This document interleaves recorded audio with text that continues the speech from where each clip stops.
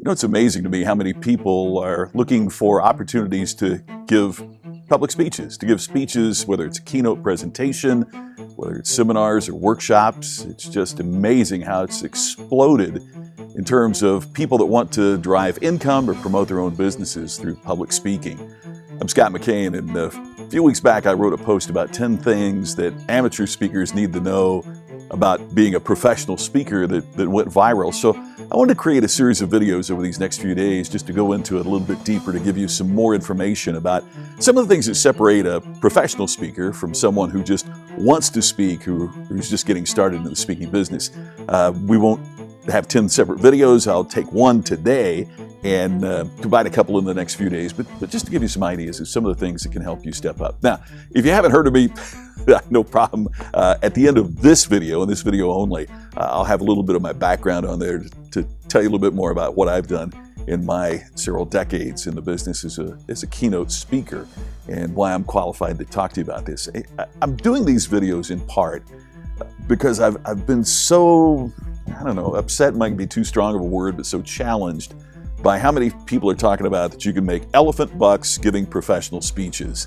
And you go to a course and you leave the course and it's going to teach you everything you need to know, it says, about what it takes to just make this enormous sums giving speeches. Well, I've been doing it for a long time. It's fascinating to me that some, now not all, but some of the people who are teaching these courses are people that have never done it themselves. And so I kind of wanted to give you an insider's view.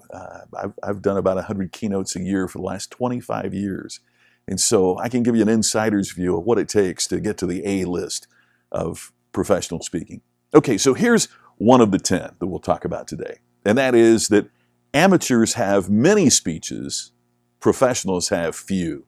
In fact, one of the things that teaches me that someone is an amateur instead of a professional is they're always writing a new speech for the next presentation. Now, don't get me wrong, I'm a professional. I customize every program I do for every group. However, there's a key set of material that I have that's what I talk about. If I don't know what you're going to talk about, how do I book you with confidence? And more importantly, even if you come and do a good job for me, if I don't know what you're going to talk about at the next speech, how do I refer you? A professional speaker grows their business on word of mouth and referrals and leveraging references in your marketing. But if you're doing a different speech every time you get on the platform or doing different material every time you go out there, it's not repeatable and it's not referable. That means that the first thing that you need to do is to craft a great speech. Now, I'm always working on my speech. In all the years that I've been speaking, one of my goals was to create about an hour of new material every year. Now, that doesn't mean that I have, 25, 30 hours of material that I'm out there using, because then the other goal is, after that's done, you throw half of it away. So you're only keeping the cream of the crop. But you've got to start right now crafting one amazing presentation. Now, in the course of these videos, we'll give you some more ideas about what it takes to do that. But stop trying to do a speech for every presentation, a new program or new material or new stuff for every presentation, until you get one presentation down cold, till it's absolutely amazing. There's one story that I do in every presentation. I'm kind of known for it. It's a story of a cab driver from Jacksonville, Florida, Taxi Terry. It even became a book after McGraw-Hill heard about the story and asked me to write a book about it. And I do that every presentation. Now, one of the things I think is critical about this is that Tony Robbins may be the best speaker in the world, but Tony Robbins could not get up tomorrow and do the Taxi Terry story as well as I do it. That's not ego. It's that he doesn't have the repetition telling that story that I do. Michael Jordan might have been the greatest basketball player to ever live, but when he played baseball, he couldn't get out of the minor leagues. And the reason is because he didn't have the repetition, the practice at baseball that he had at basketball. You got to do the reps. And so you've got to find a story and you've got to find a speech that you do repeatedly that no one else can give that presentation as well as you can. It's one of the first steps that it takes to truly be a professional.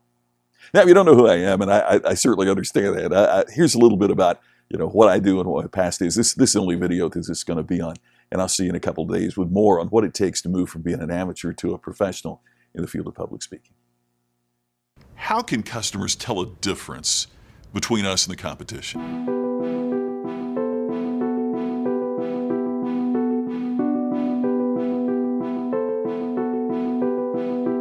But there is no product that is required to become a commodity. It depends on how you treat it. Ladies and gentlemen, thank you so much. One of our best sales speakers ever. I'm going to say the best sales speaker ever, Scott McKain.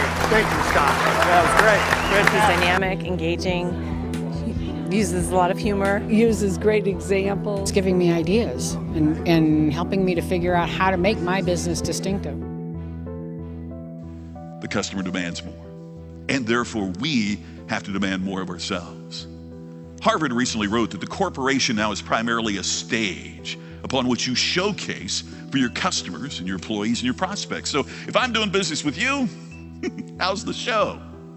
What type of experience are you creating for your customers, and how are you helping them create experiences that are absolutely amazing? His tone of voice, it keeps you intrigued, and it's just a smooth flow. Great energy, outstanding communication. His speech is flawless. He doesn't even stop for a moment.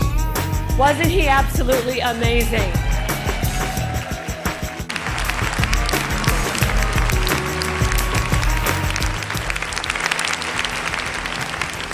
That was unbelievable. By the age of 21, Scott McKain had met with the President of the United States in the Oval Office and the Chairman of General Motors in GM's Detroit boardroom. His early experiences inspired a lifelong commitment to innovative business ideas. Forbes has named his blog as one of the top resources for thought leadership. Social Media Marketing Magazine called him one of the 50 most influential marketing experts, and Jen Juice named him one of the top 25 people for young professionals to follow on Twitter. He's been quoted repeatedly in the Wall Street Journal and New York Times, featured in USA Today and on Fox News. And his book, Create Distinction: What to Do When Great Isn't Good Enough to Grow Your Business, was named by 30 major newspapers like the Miami Herald as one of the 10 best business books of the year. From playing the villain in a film that Roger Ebert named as one of the 25 greatest films in the history of the cinema, to being a nationally syndicated commentator seen weekly by millions, to a successful business leader, Scott McKain's background is diverse and profound. So when you get back home from this important event, you're getting ready to hit it one more time. Would you think about what we talked about this morning? Maybe splash a little extra cold water in your face, look at yourself in the mirror and say, today I create distinction. Thank you for the Chase movement. That's it. I appreciate it. Oh, I appreciate it. Thank you so much. Thank you. I appreciate it.